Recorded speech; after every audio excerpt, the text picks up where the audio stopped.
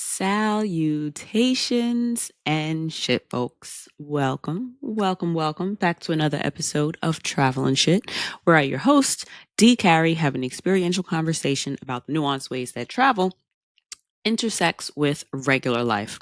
So, today, diving into another, I guess, love letter or review. Um, every couple of episodes, I guess I could better say whenever I come across it, I like to share the shit that I am currently into. I told you guys about Drink Masters and how I fell into that. I won't say reality show, but a show on Netflix that I fell in love with. There was also different shows in general in Netflix, if you will, that I had gotten into. I've done a couple of different episodes about that. And this episode, I also did the episode, I think it was about different audio chuck pods, like Crime Junkie and stuff like that. Well, anyway, this is another episode about other podcasts that I am currently into. And for the past couple of weeks, I have been high key obsessed with Criminal. It is so well done. And there are over 300 and I think like 60 episodes. I feel like they have been on air for like 10 years or so.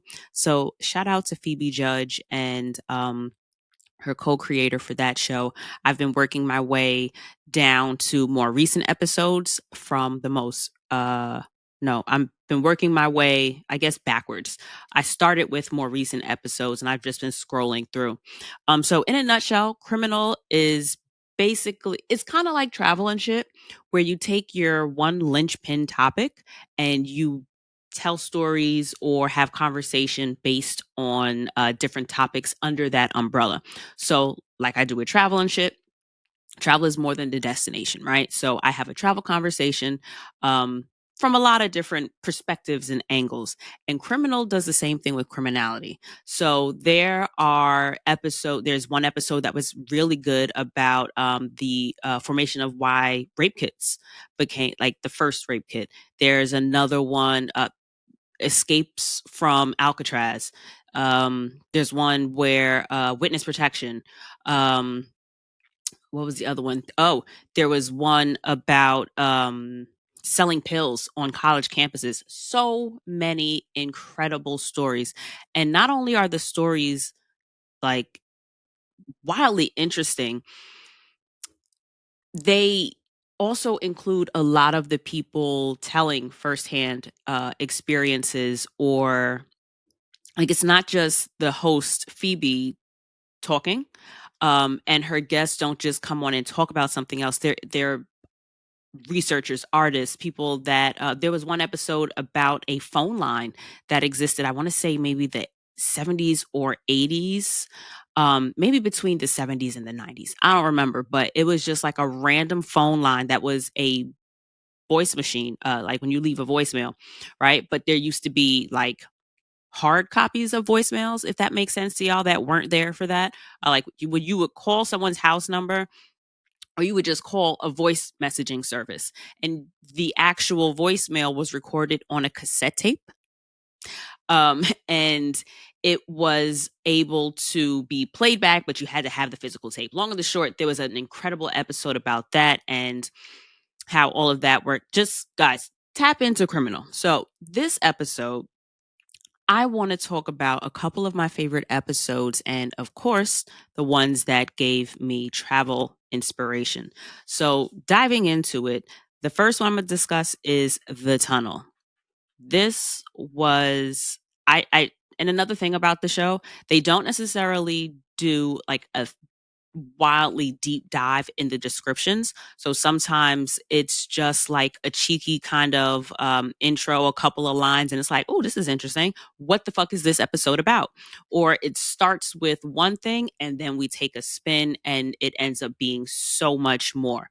So the episode, The Tunnel, this was interesting because listen to it. Not going to get into that because Again, trying not to rabbit hole here. Took some notes and I decided let's go chronologically, right? So in 1870, the prison population in North Carolina was 121. By 1890, it was 1,302. Big jump. That was partly because of Black codes. I'm going to include the link to all the episodes that I mentioned, as I'm going include will let you know that I'll include other links in the description box. And so I will have a link to the Wikipedia page of what Black codes are if you aren't familiar. In a nutshell, they are they actually restricted Black people's right to own property, conduct business, buy and lease land, and move freely through public spaces. A central element of the Black codes were vagrancy laws. States criminalized men who were out of work or who were not working at a job whites recognized. Um, I remember there being a really great explanation of that in practice in one of my favorite books, Warmth of Other Suns, by, I want to say his name is Isabella. Her name is Isabella Wilkerson. Check that book out. Also, it looks very intimidating and it looks wild as hell, but it's a very easy read. Incredible storytelling in that as well. But in a nutshell, that's what Black codes are and what added to the ballooning in the prison population. And the reason why, besides racism, right, and just basically extending slavery in another word, because while the 13th Amendment abolished slavery, it gave a caveat for slavery being okay if you basically were a criminal. So you could be leased out to business people, to plantation owners, or to whomever it was deemed you should be leased to. And that was kind of the beginning of convict leasing. So back in the late 1800s, North Carolina wanted to build a railway through the mountains of Western North Carolina, again, along the Tuckasegee River. So included in that, not just building the railway, they had to get through a mountain in order to get it to where they wanted it and would be able to make a lot of money to get from one side of the state to the other. That being said, this is laborious work. They did not have the modern technology that we had. So you were literally going there with a pickaxe and you had to remove the rubble out of the way. So, in 1877, the state of North Carolina decided to lease prisoners, convict leasing, to get the work done quickly and cheaply. Remember, this is essentially slavery. So the workers were literally dispendable. They overworked if they got hurt, if they got sick, if they died. We'll send you another one. So it wasn't a big deal. They, of course, were kept in shit conditions and laborious, horrible work, right? So, where was I? Oh, another thing to note that more than 90% of the convicts in the convict leasing system were Black. And from 1877 to 1891, more than half of North Carolina's prisoner population was working on the railway. So, do your own math there. Blacks. And in December of 1882, tragedy struck. So, in building this railway, they had to create a tunnel. They had to go through like 700 feet of mountain in order to pass through. That again was done by hand. Unfortunately, it was late December, so the river apparently had swelled due to snow and rain. And these convicts were chained together. They were crossing the river to go work on the tunnel. And unfortunately, they thought that their boat was going to, what do you call it? Was not going overboard, but they thought the boat was sinking. And these men are all chained together. Panic. They ended up running to the back of the boat and the boat capsized. All 19 men died. Apparently, I saw someplace else that 2 people survived. One man saved, who was a convict, saved, I want to say, a foreman or somebody that was in charge, stole his wallet while he did it, and ended up, like, I think being beaten, and like double worked, like worked even harder than he had been working prior. Not lauded as a hero for saving this man's life or anything like that. But another digression. So unfortunately, these 19 men died in the building of this tunnel, and they were just dumped in an unmarked grave near the opening of the tunnel, if you will. And they kept going, leased out some more convicts, got the work done. The youngest was 15 years old, and the oldest was 52. So, turns out, now, present time, that railway, I want to say, hasn't been functioning as, say, like a commercial. Not commercial is, I don't know if that's the right word. It's basically some tourist shit now. It's not like it's used for moving goods or conducting commercial business in terms of passengers going and just thoroughfare, right? It's all a tourist thing. So the Great Smoky Mountain Railroad has, of course, what do you call them, excursions that you can book. So one of them is the Tuckasegee, river excursion. And so I went to the website to do a little digging around, because what I got to thinking after hearing this episode was, I wonder how much information about this was actually included. Like, being that you can still go on it. And in the episode, there is a gentleman, I don't know if I think there were like 3 or 4 different men that were featured in the episode. And I don't remember what this particular man's position was, but he was basically saying that one of the towns that the train links to, this particular section of the train links to, goes from Bryson City to Dillsboro. And Dillsboro is a tourist trap. And then you've got the excursion, which is another tourist trap. It's just shit for people to do.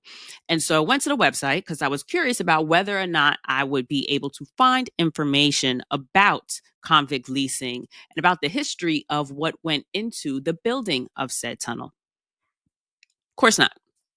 So they mention the Cowie Tunnel and that there was a tragedy and that 19 convicts perished, and that they were, I think, placed in an unmarked grave and updated to note or amended to note that there is, I believe, a placard or something that denotes it.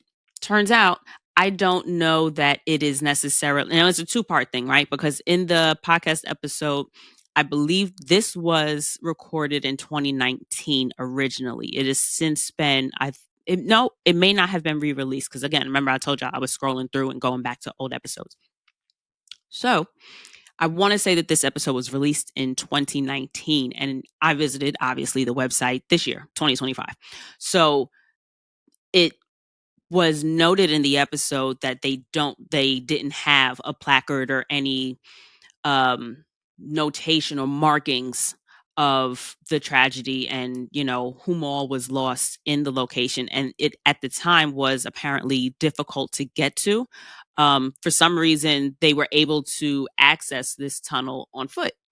I don't know that that is a possibility, but I do know that there is an excursion that will go through the tunnel. And one of the gentlemen on the episode was basically saying that there's someone, I don't know if it's like a recorded voice or if there's a live guide or something. And there are all types of different not platforms or tiers, but I guess tiers to tickets that you can buy for this train ride. I think it's like a 4-hour train ride. You go from Bryson City to Dillsboro and back. You have like an hour and a half layover, if you will, in Bryson City, where there are tons of shops and breweries and stores and things for you to peruse and go to. I don't know how much all you getting done in like an hour and a half, so the place can't be that big. But they got stuff.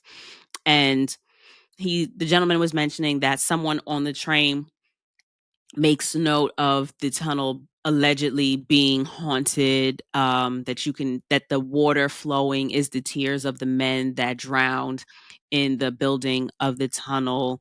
But and it's like they say these things, but it's giving more gimmick, right? It's not giving historical fact or historical information.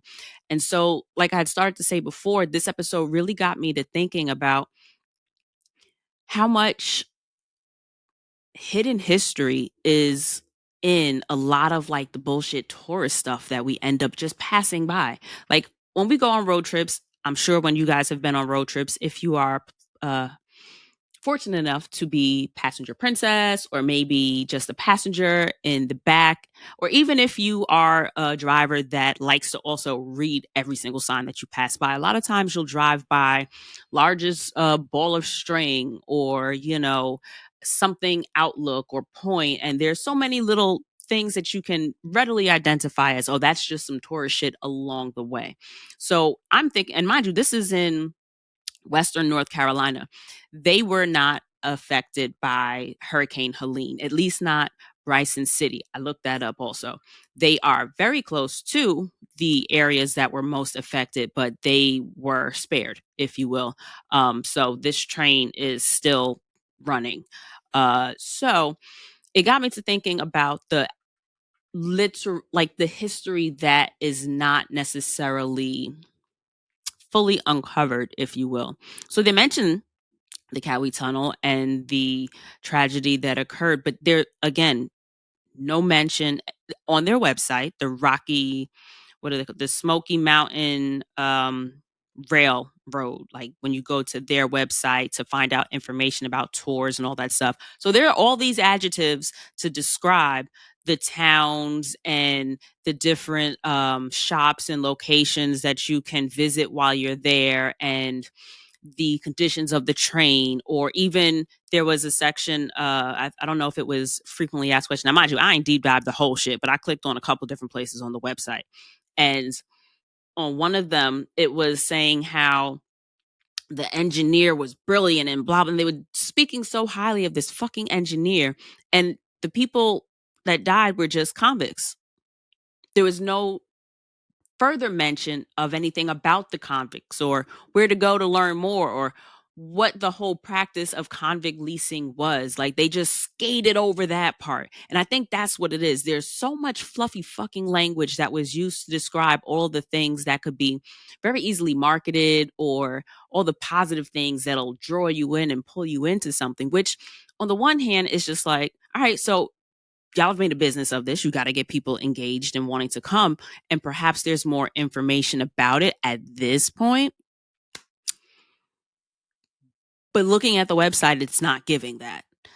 So, in fairness to them, I've never taken the tour, so I don't know. And the next couple of questions, like I'm going to bring up, I don't have answers for, right? Because how much history, or what history I don't want to say should, or like how should history be handled in terms of historical connotation, or like historical pinpoints of information in terms of the tourist things that we go to? Like, is the tour provider responsible for giving you all the information, or do you do your own further research? I'm cool with a quick Google, but I think what really bothers me about this is that there's so many adjectives used to describe other things, and then just a lack of detail on what I know to be a big point in this story. But if I didn't hear this podcast, I wouldn't have known all these things, all these pieces of information, or that there's more than just them being convicts.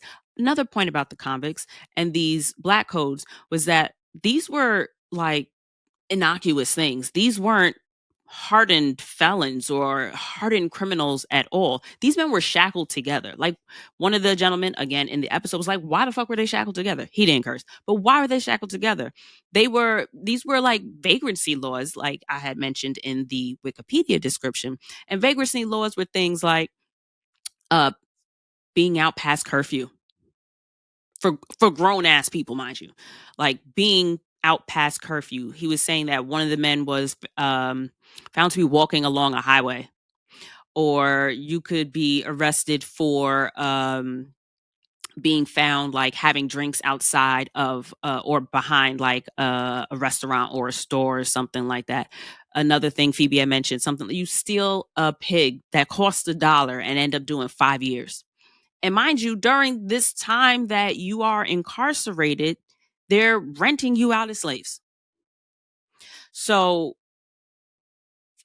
I think that's a big part of the story to be added. If you're going to say the history of an area, why not give a big piece of history like that?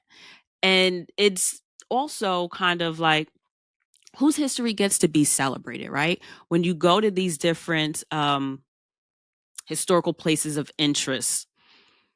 For example, imagine going to, say, a national park that is on. Now, I got to do a little more research. I don't know if, I don't want to say technically or politically correctly, but I don't know if the current term is American Indians or Native Americans, but let's say Native Americans, because that is the most recent, not the most recent, but that's what I've always known them to be. Well, those people's, what is the right way to, there's a right way to do it, and then there's like a better way to do it. I don't know the best way to verbalize it, but imagine going to a national park and there being tons and tons and tons of information about, I don't know, pioneers or early settlers that came through and discovered the different types of flora and fauna in the area. And they decided to set up town and they became early miners nearby. And this president decided to designate this as historical landmark, blah, blah, blah, blah. And then there's a placard to note the lands that, or the people that the land was taken from, whatever tribe or Native Americans may have initially lived there. So note, mention, but now we've got reenactments, monuments, uh, books, and so much information about the white people that came through, or the the American history, if you will, the air quotes there if you're not watching on YouTube, the American history of a particular area. So it's like, whose history gets to be highlighted or spotlighted is a better way to put it. It it leaves a really, I really truly don't have the all the answers to it, but for me, for D, it does leave a negative taste in my mouth when you see such mind you, again, we in America, right?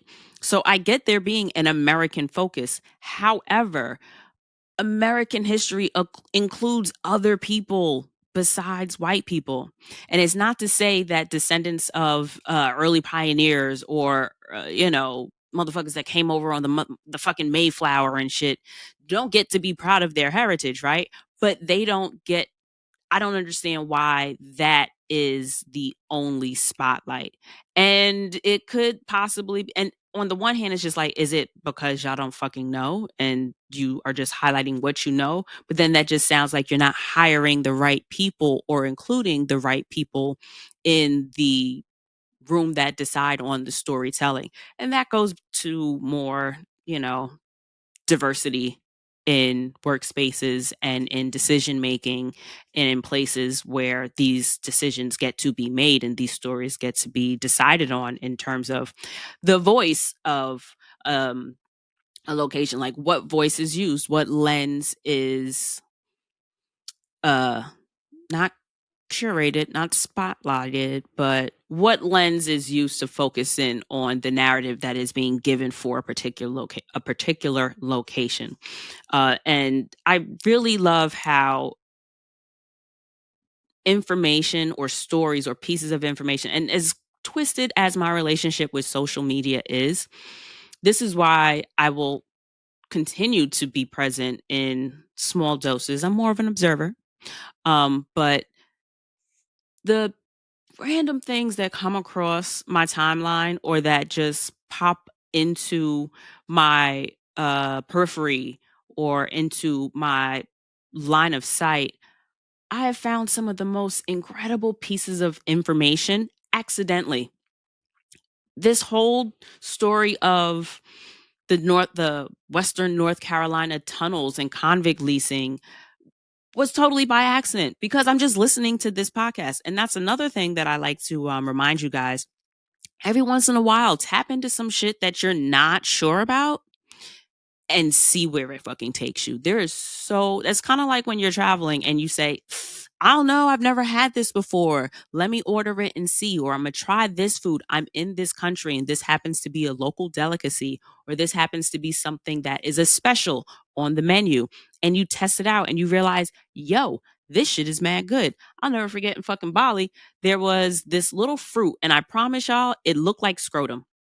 It looked like a freaking ball sack, and it on the outside, but on the inside, it kind of just looked like I don't know if you can say pear or apple. It was just like a smooth white little ball on the inside. And thankfully, the woman that was selling them like gave a sample. She was like, "Oh, try it. Like you can buy them, but here, try a piece." Girl, tried it. The shit was delicious. I had no clue what it was. I didn't know what I was getting myself into, but it was an option. And I decided to just say, let's test it out and see. It was fucking delicious. Like so good. Another example is coconut water. I fucking hate this shit, but I'd never had it out of an actual coconut. So I figured maybe it tastes better out of the coconut. Plot twist, spoiler, however you want to look at it, it didn't. I don't like it. I am not a coconut water girl, but I gave it a shot because the opportunity was there. And because I was curious, I decided to dive into something that I wasn't too sure about, but I realized, all right, for all intents and purposes, and knock on wood, how bad can this get? How bad can this go? I'm a mitigated risk taker, and those were risks that I calculated to be worth it. And so I encourage you guys to take risks in terms of the content that you consume, as well as the experiences that you decide to embark upon. And again, calculate, you know what I mean? Not saying jump off of a building or dive out of a plane without a parachute, but give some things a shot, test it out.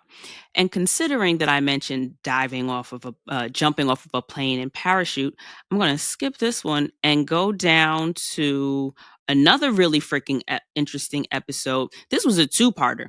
So it's 10,000 feet in the air slash the fox. Y'all, skyjacking. I had no idea that was a fucking thing. So from 1968 to 1972, over 130 American planes were hijacked. What? Um, they just like got on the plane and gave the flight attendant a a note basically saying, "Tell the pilot I want $500,000 and nobody gets hurt." And so an incredible story. But and what was interesting about this, won't say cool, but what was interesting about this is they had a man who hijacked a fucking plane tell the story. Won't tell you how that transpired because I listened through to figure out. So is he arrested? Was this recorded years ago and he's currently dead now? Like what? How did this go? So niggas was just robbing, like not robbing a plane, but you hijack the plane. You basically say, I want this money and nobody gets hurt. The plane will land, but you have like a bomb, if you will, or guns or something on you, and you keep some hostages, you let some people go. And again, this was like in the late 1960s, early 1970s. Shit was different. There was no, well, I'll get back to the security measures, but there were even I guess you could say brochures or pamphlets, but pilots were trained to kind of just comply, just go with it and do what the hijacker is saying. his, avi- Aviation history. I had no idea this was part of it. And so you land, they refuel, and then the hijacker has their money. They can secure that to them, and you tell the pilot to take off and go wherever it is you're telling them to go. Some people went to Cuba, and some of them hijacked the plane to make a political statement just to kind of leave the States and end up in Cuba. And other people were hijacking the plane for a ransom. They wanted the cash. And so you would land the plane, refuel, have the pilot take off again. You get your money, and then you jump out the plane wherever you decide it was. And they opened the episode with saying like one guy pulled it off, never got caught, never found the guy. And in this episode, they basically detailed the story of how this guy decided to hijack the plane, what his process was, how it worked out. And then what happened after he hijacked the plane. So this will be a spoiler. He ended up losing the fucking money. So he did all of that to lose the money. He lived, landed someplace. Um, I don't remember where he landed. He didn't remember where he landed because they didn't. I don't remember that part being in there. Turns out he ends up resting for a while. I think he wakes up like the next day because he ended up being like near some wooded area and all of that kind of shit. He ended up waking up the next day and walking to a road and ended up getting picked up by the police chief in the area, showed the guy ID, and the chief decided, all right, well, it's kind of hot out here, you should be careful. Whoa, there's like some wild shit going on. And the guy who actually hijacked the plane was just like, yeah, I heard about the hijacking. Whoa, crazy story, right? So the police chief ends up taking this man to town, drops him off, and the guy's just moving through the streets trying to figure shit out, but listening to him tell his thought process and the decisions he's making, why he's deciding to do certain things. It's just like, yo, this sounds like some dumb shit. Like only a dumb motherfucker would do shit like that. But then you're listening to some of his process and you're like, oh, damn, I wouldn't have thought of that. That's actually a pretty good point. And so it's just like people, right? Just people never cease to amaze me. And so then the second part of the story is talking about how he goes to prison and meets another man that hijacked a plane. The two of them devise a plan to escape prison that involves hijacking a fucking helicopter.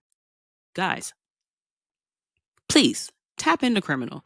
Again, the link to these episodes that I'm mentioning will be in the description box below. But this was definitely needed to be a two-part episode. It was very intriguing and really interesting, tragic for some people, um in how it ended for the two women that were involved in it, because for some reason this one guy that the first like part 1 episode, the guy in prison that he met who also was hijacking planes, he ended up being like a real schmoozer, I guess a real ladies man or some shit like that. Some former military woman ended up falling in love with him, thought that they were going to run away and be together. He talks her. This woman even bought her teenage daughter to come visit this man in prison. She lost me on that one, but couldn't be me. But alas, he ends up talking her into hijacking the helicopter. Shorty gets killed by the pilot that she hijacked the helicopter of, because turns out he was actually either a Korean War or a Vietnam vet. And so he was like, not me on today. Took her out.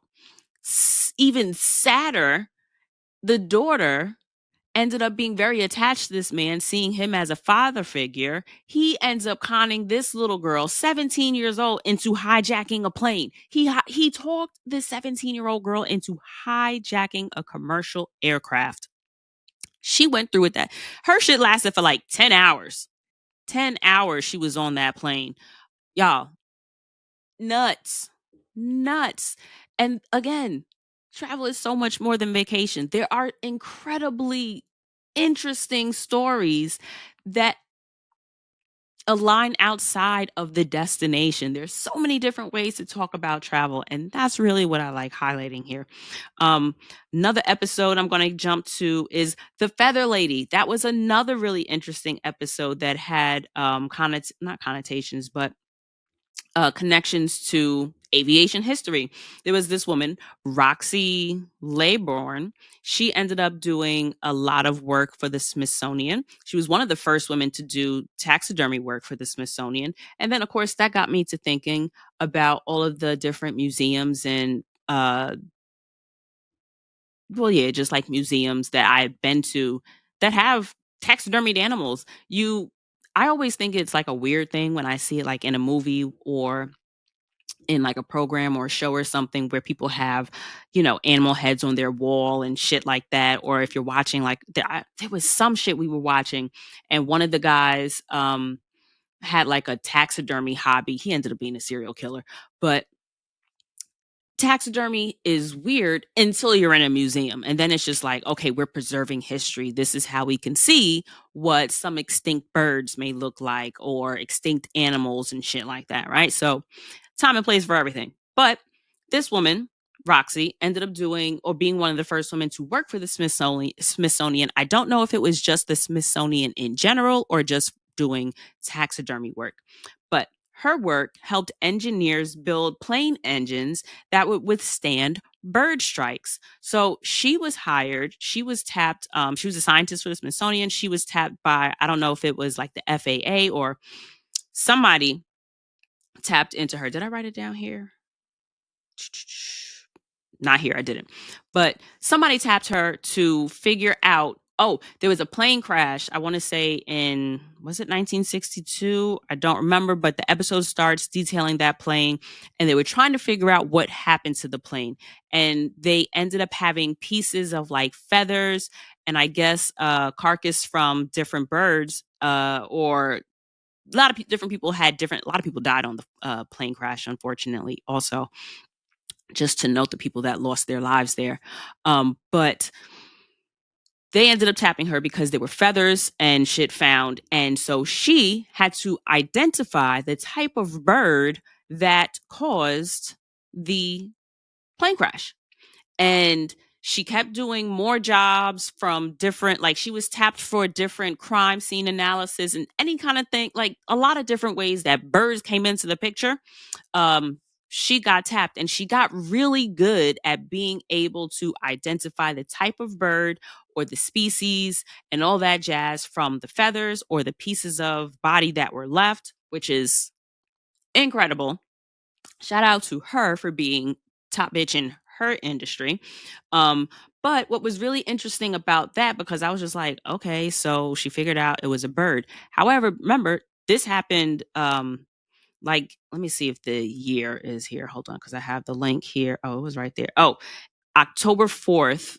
Oh, that's our anniversary. October 4th, 1960. Eastern Airlines Flight 375 took off from Boston's Logan Airport, and then 2 minutes later, it crashed. 62 people died. Investigators couldn't figure out what had happened, and they decided to ask a scientist working at the Smithsonian for help. Roxy Laybourne's investigation helped launch a whole new field of science that changed aviation and forensics. So that's the description for the Feather Lady for the episode of Criminal. So it was 1960. So she did that work, and her work in figuring all of that out, the field of science and aviation changes that it led to were the modification of bird habitats, because apparently the birds will cause the most damage at like takeoff and landing.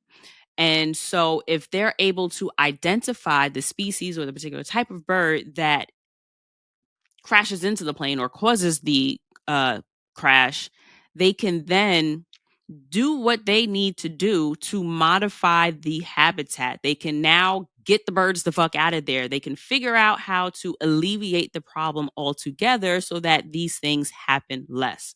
So, her being able to identify those birds allowed for those changes to be made. They made modifications of bird habitats to reduce bird airstrikes on aircrafts. And it was important to identify bird species level so that biologists and airport managers can address it. So it also had me thinking of making sense of things with a little bit of information. She ain't have but so much to work on, but her persistence and her consistency in working under these conditions and being the person to figure out what type of species or what type of bird it was with the little fluffs of feathers. I couldn't imagine trying to figure out the type of person you have based on like the shoes they wear or something like that. But old girl was good at what she did.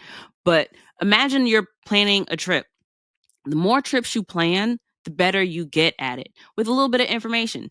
I am working with the boyfriend to plan this trip. We got a Euro trip coming up, flying into Paris and doing a bunch of jumping around. I don't know shit about these areas, but I know enough from past trips where to find my information. I've got a kind of solid framework in order to work with. I start with like a weekly chart, and then I say, what particular days am I most likely to do certain things?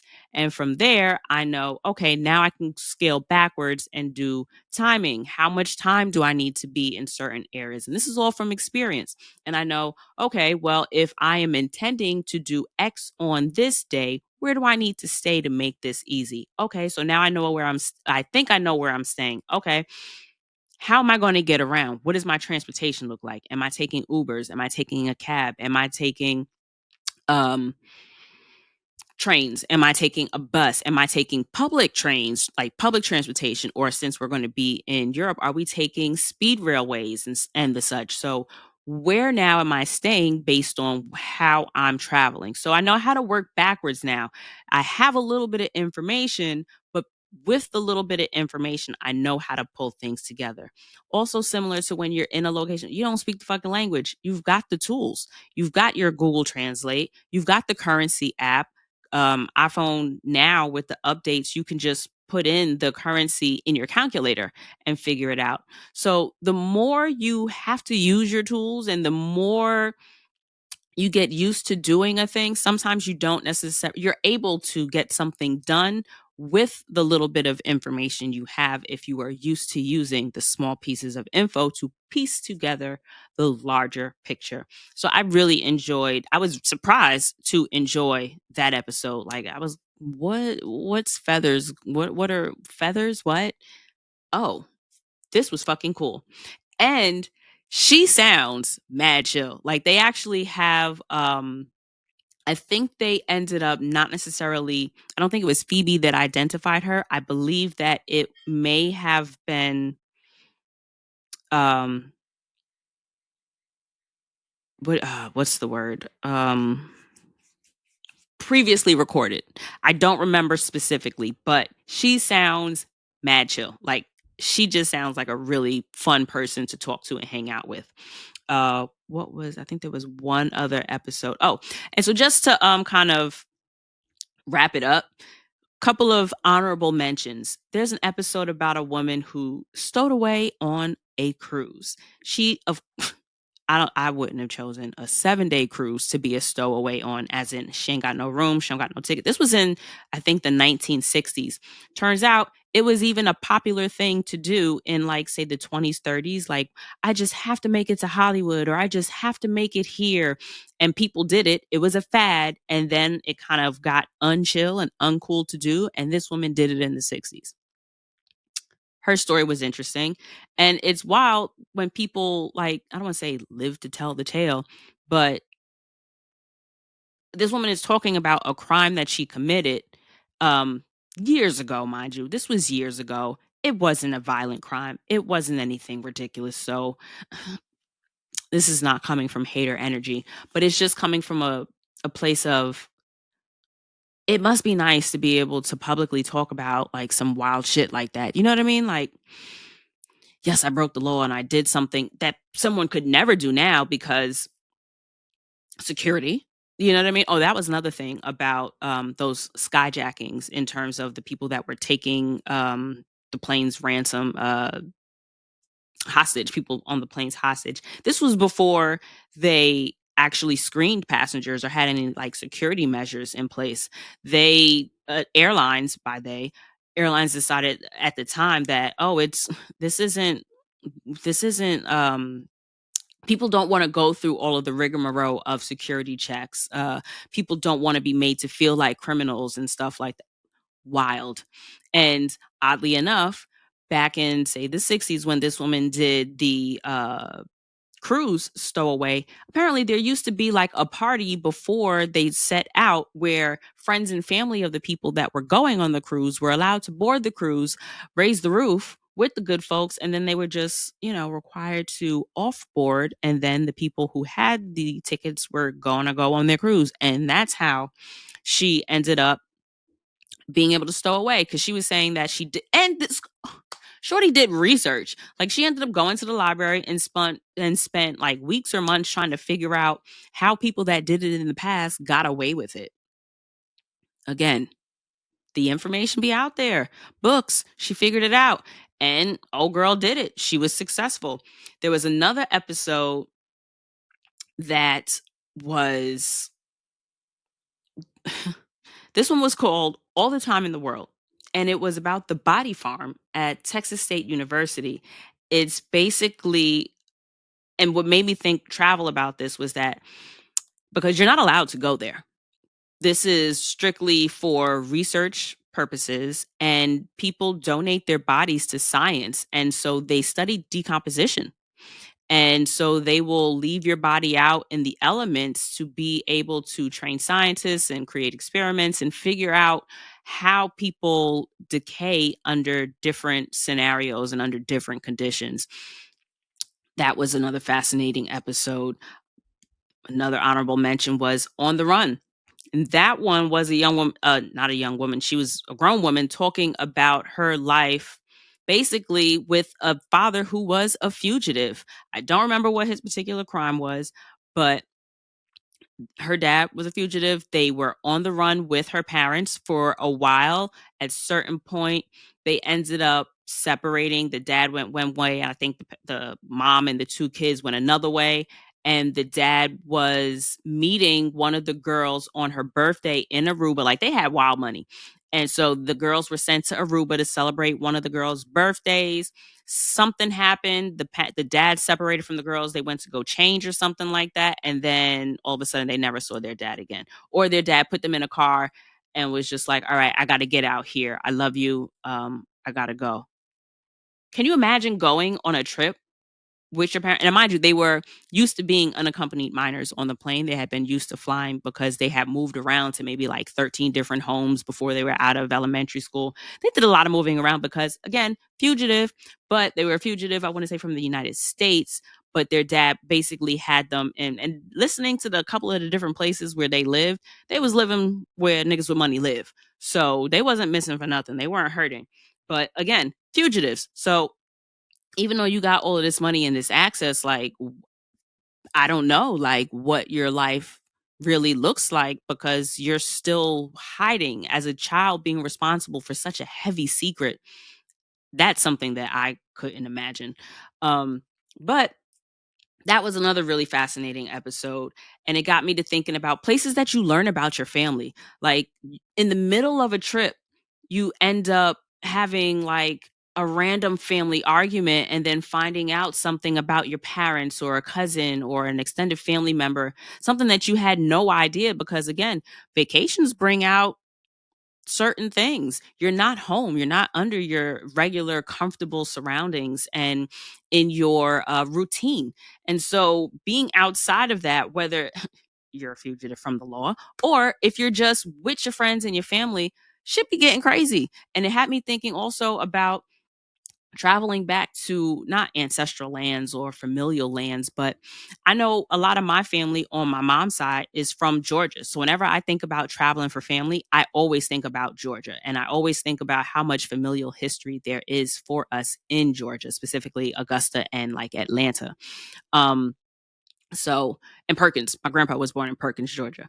And so there's a certain spot for Georgia in my heart because I know I've got so much familial history there. And that episode got me thinking about places like that. And the final Oh, I had two more. One more was the witness protection. There was a guy that did what he ended up being the father of witness protection. And he gave some details that he was able to, the ones that weren't classified, about how people go through witness protection, how you're screened for that, what the rules are. Where the fuck would I go for witness protection? I have no idea. But I would personally want to go someplace warm. That is in Florida. And then also, it's like, can y'all protect me outside of the United States? What am I being protected from? Do I really want to be outside of the United States, or do I really want to be nearby some agencies that I could kind of tap on should some things go left? You feel me? I don't really know. I haven't really had, thankfully, I haven't had cause or reason to think about it. And then the final episode that I'm going to mention is The Escape. Brothers that escaped Alcatraz, the place that you were never supposed to be able to escape from. Go figure. So they were never heard from again, never found any bodies. And so there's no definitive proof of whether they survived it or not. But the sister of two of the brothers believes that they are alive, and that there was some level of proof that was sent to another brother about where the two brothers were. And incidentally enough, the other brother was also incarcerated. So it was three brothers, two of them made it out, and then contacted the one brother that was still incarcerated. There was some kind of secret message in like a leather thing with stitching, and the brother died after, shortly after he got the thing in the mail, blah, blah, blah, blah, blah. And my thought on that would be, again, where the fuck would I go? If I were to escape someplace, where would I escape to? Also, what is my talent? Like, what do I bring to the table? Even if you link it back to the skyjacking. Okay, so you get away. You're able to jump out of a plane. You land. You got it. What is your special skill? Like, if there were to be an escape effort, or God forbid, you got stuck into like a really hairy situation, what skills of yours would you be able to use to get yourself out of something like that? Like, you think of all the different things that you plan for while you're traveling. What about the things that you can't plan for? God forbid something goes wrong. What about you would you want to like be able to barter, or what skills are you able to tap in order to get out? I don't know. These episodes I thoroughly enjoyed. I have been high key obsessed with Criminal. It has been the only podcast that I've been able to listen to for the past couple of weeks. I totally enjoyed them. Highly recommend them. Kudos, round of applause, and a big thank you and a hug to Phoebe Judge. And I know you mentioned another woman that was the co-founder of the show, but Phoebe, I've been hearing your voice every day for the past couple of weeks. Check it out. Lots of links in the description box. And I really enjoyed this further reminder, if you will, that travel is so much more than vacation. You can find the travel conversation outside of the destination. For me, anywhere. But if you just tap into a little bit of creativity and stepping into things you don't necessarily know if you'll be interested in, you may be surprised what you find. All right, guys, I enjoyed this episode, and I will see you good folks next week. All right, bye. Stay curious.